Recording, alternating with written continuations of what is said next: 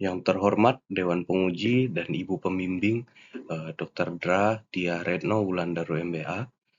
Pada kesempatan kali ini saya ingin mempresentasikan tesis saya terhadap penerapan balance scorecard sebagai alat ukur kinerja pada Serikat Pekerja Otomotif XX. Perkenalkan, nama saya adalah Aprian Bramta Sinuraya, salah satu mahasiswa Angkatan Semba 45 Jakarta dengan konsentrasi strategik dengan NIK 2259936, PEK 29124. Adapun fenomena yang menarik yang melatar belakangi penelitian ini adalah yang pertama, COVID-19 yang mengakibatkan turunnya produksi otomotif pada tahun 2020 sampai 2022 serta kenaikan data inflasi yang seharusnya menurut Bain & Price mendorong kondisi perkembangan serikat, namun dapat kita lihat bahwa jumlah anggota dan persentase anggota pegawai belum dapat mencapai target 50% plus 1 dan pengeluaran tahunan relatif menurun dibandingkan tahun-tahun sebelumnya, walaupun mendapatkan pertambahan anggota. Rumusan masalah dari penelitian ini adalah Serikat Pekerja Otomotif XX menghadapi tantangan dalam menjaga tingkat kepuasan pelanggan, dalam hal ini anggota yang membayar iuran, kemampuan untuk menjaga kestabilan internal operasi, menjaga kondisi keuangan dengan baik di tengah ketidakstabilan industri otomotif. Serikat Pekerja Otomotif XX belum mempunyai sistem pengelolaan kinerja yang tersentralisir, masih berupa indikator kinerja yang diturunkan oleh setiap seksi atau bidang dalam setiap tahun yang dilaksanakan. Hal ini menyebabkan serikat pekerja belum dapat mempunyai satu metrik pengukuran yang seirama dan yang berdampak pada kepuasan, stabilitas keuangan, regenerasi pengurus, dan operasi internal yang kurang optimal. Adapun pertanyaan penelitian adalah bagaimana implementasi matriks penilaian BCG terkait dengan keuangan serikat, operasi internal serikat, pembelajar pertumbuhan serikat, dan kepuasan pelanggan serikat. Adapun tujuan dari penelitian ini adalah mengidentifikasi matriks penilaian dari BCG yang terkait dengan keuangan, operasi internal, pembelajaran dan pertumbuhan, kepuasan pelanggan dari serikat pekerja XX. Dengan manfaat diharap dapat memberikan kontribusi kepada pengertian penerapan balance scorecard pada serikat pekerja, khususnya pada serikat pekerja otomotif XX. Dengan manfaat praktis bagi anggota, diharapkan anggota serikat dapat menerima pelayanan yang lebih baik pada pengurus, dapat dilaksanakannya sebuah strategi untuk melaksanakan dan meningkatkan tingkat pelayanan yang ingin dilaksanakan, dan bagi peneliti dapat melihat dan melaksanakan secara langsung bagaimana cara mengukur dan membangun metode yang sistematis dalam meningkatkan pelayanan organisasi.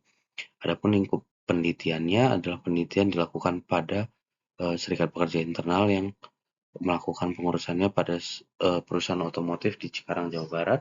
Objek penelitian ini adalah persepsi anggota dan pengurus serikat terhadap ukuran kinerja yang akan digunakan sebagai bagian balance scorecard, dan penelitian ini dilakukan pada tahun 2024 atas fenomena tahun masalah yang terjadi sejak tahun 2020. Adapun landasan teori yang layak dibahas adalah Serikat Pekerja menurut Undang-Undang Nomor 21 Tahun 2000 yang mendefinisikan serikat sebagai organisasi yang dibentuk dari, oleh, dan untuk pekerja atau buruh baik di perusahaan maupun di luar perusahaan yang bersifat bebas, terbuka, mandiri, demokratis, dan bertanggung jawab untuk memperjuangkan, membela, serta melindungi hak dan kepentingan pekerja atau buruh serta meningkatkan kesejahteraan pekerja atau buruh dan keluarganya. Balance scorecard sendiri adalah alat manajemen strategis yang membantu organisasi untuk menerjemahkan visi dan misi dan strategi menjadi serangkaian alat ukur kinerja yang dikembangkan oleh Robert Kaplan dan David Norton pada tahun 1990. Untuk manajemen strategis itu sendiri, menurut Fred David, adalah sebuah gabungan ilmu dan seni untuk memformulasikan, mengimplementasikan, dan mengevaluasi keputusan antar fungsi agar dapat mencapai suatu tujuan yang ingin dituju. Adapun kerangka penelitian yang akan digunakan adalah seperti berikut, di mana Serikat Pekerja Otomotif XX sendiri akan dianalisis, visi dan misi organisasinya, identifikasi tema strategi organisasi, penentuan sasaran strategi, pembuatan strategic map, pengukuran kinerja, dan penentuan inisiatif. Bab 3, metode penelitian. Desain penelitian yang digunakan untuk melakukan penelitian ini adalah deskriptif kualitatif. Metode pengumpulan data adalah pengumpulan data internal, wawancara, dan pembagian kuesioner. Dengan instrumen penelitian yang digunakan adalah pedoman wawancara, dan metode analisa yang digunakan adalah tematik analisis. Ada 5 narasumber yang akan diwawancarai dan dibagikan kuesioner, yaitu adalah ketua umum, wakil ketua, bendahara, sekretaris, dan ketua bidang organisasi. Adapun pedoman wawancara dapat dilihat pada gambar yang sudah tertera. Profil organisasi Serikat Pekerja Otomotif XX adalah sebuah serikat internal yang diurus sendiri oleh internal pekerja oleh perusahaan XX tanpa ada afiliasi dengan federasi serikat di luar lingkungan perusahaan XX. Serikat ini mempunyai 439 anggota yang tergabung dari pegawai tetap dan pegawai tidak tetap. Selain itu, ada 18 orang pengurus harian yang terdiri dari 3 orang pengurus inti, 5 orang kepala bidang, dan 10 orang staf pengurus harian. Adapun struktur organisasi dapat dilihat di bawah. Adapun visi dari Serikat Pekerja Otomotif XX adalah sebagai wahana pembina pekerja untuk berpartisipasi dalam peningkatan disiplin, tos kerja, serta produktivitas.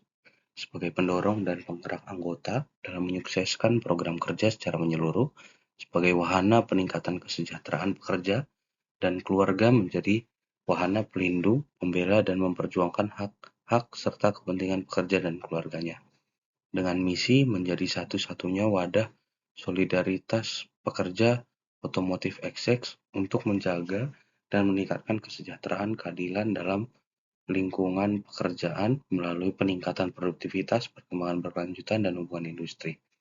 Strategi yang ingin dilalami oleh serikat pekerja adalah perkembangan berkelanjutan, penambahan jumlah anggota, peningkatan kesejahteraan bagi anggota dan keluarga, peningkatan kapabilitas dan disiplin anggota. Perspektif keuangan sendiri mempunyai 3 sasaran strategis, yaitu menjaga persentase dana operasional, menjaga dana darurat, dan mencari alternatif pemasukan dana yang diukur melalui persentase dana operasional, persentase dana darurat, bulan cadangan, dan persentase dana masuk non-iuran, yang mempunyai rumus seperti yang sudah dipaparkan, dengan target 70% dana digunakan setiap bulannya, 20% dana dicadangkan setiap bulannya, dan mempunyai 12 bulan dana cadangan, serta 5% penghasilan non-iuran. Adapun inisiatif yang dilakukan adalah melakukan penambahan program kerja untuk anggota, membuat koperasi serikat, dan menaikkan target cadangan dana darurat. Adapun pencapaian dari perspektif keuangan dapat kita lihat bahwa biaya operasional, persentase biaya operasional hanya dapat dicapai di bulan Juni. Target dana persentase dana darurat dapat dicapai selama 6 bulan terakhir. Target bulan dana cadangan tercapai pada bulan Juni, dan target pemasukan non-iuran belum tercapai sama sekali.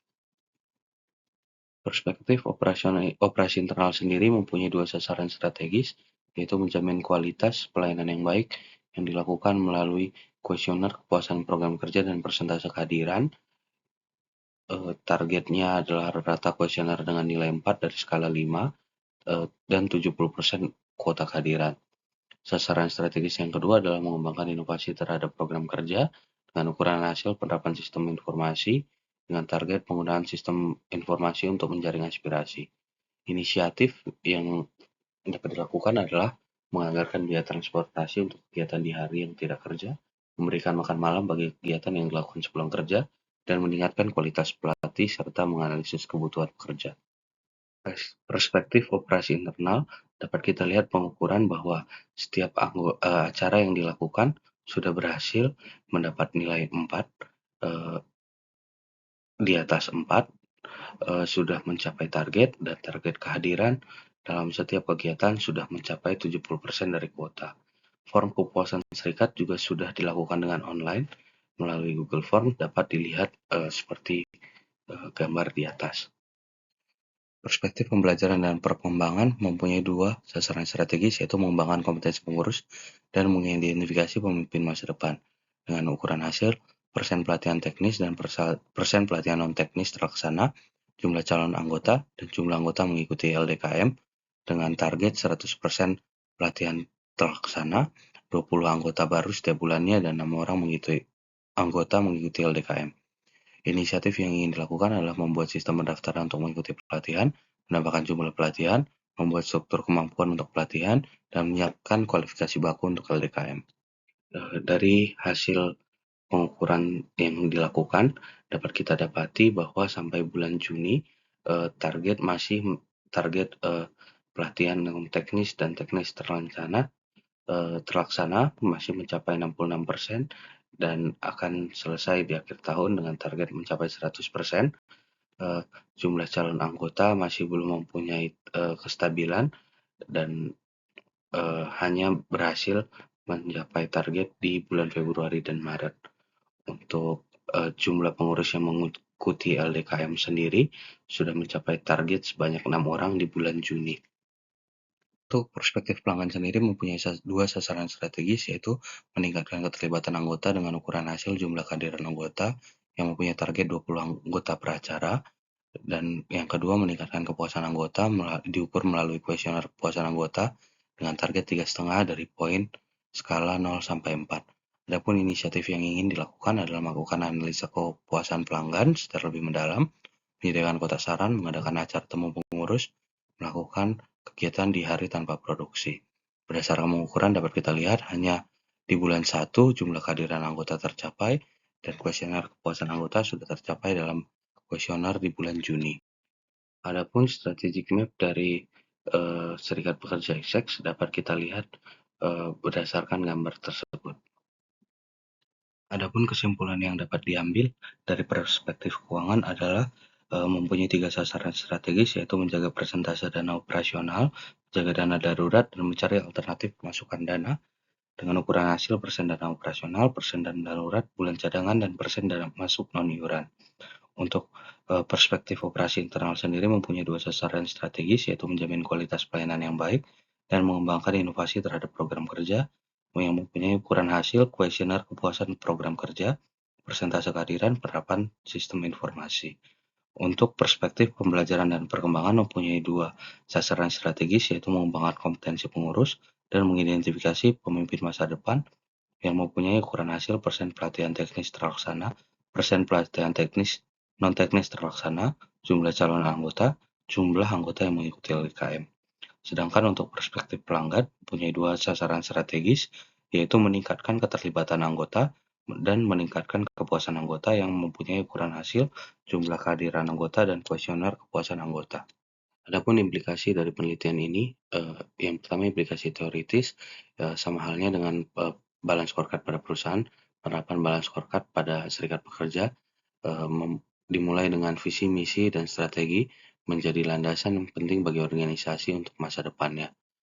Lalu kemudian ketiga aspek tersebut dapat diterjemahkan menjadi sasaran objektif, indikator, serta inisiatif agar lebih mudah diimplementasikan. Dan implikasi praktisnya, pimpinan organisasi serikat otomotif diharap dapat secara bijak menemukan keseimbangan dan keterkaitan antara berbagai sasaran strategis yang ada dalam organisasi.